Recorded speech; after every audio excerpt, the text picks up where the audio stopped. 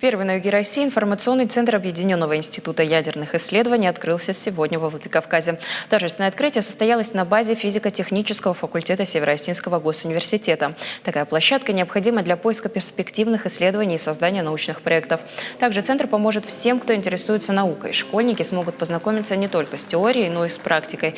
Учителям объяснят методику преподавания, чтобы подготовить замотивированного к научной деятельности абитуриента. А молодым ученым помогут с оборудованием для работы. Добавим, что с инициативой создания центра выступил Объединенный институт ядерных исследований. Это всемирно известный научный центр, который объединил в Московской области 18 государств. В свою очередь, СОГУ намерен развивать сотрудничество с известным научным центром в области радиационной биологии, протонной терапии и экологии. В планах даже создать совместную образовательную программу. Это будет как бы источник молодых, талантливых людей, для того, чтобы наша наука, фундаментальная наука, развивалась. Без этого невозможно. То есть главное для Объединенного института – воспитание и подготовка кадров. Потому что кадры сейчас в науке и вообще во всем, они, может быть, столько же ценны, сколько финансы.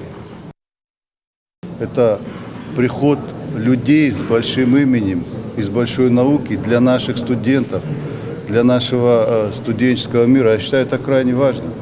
А какие будут результаты, как будут развиваться, будет зависеть в том числе от нас. Насколько мы сами будем активно работать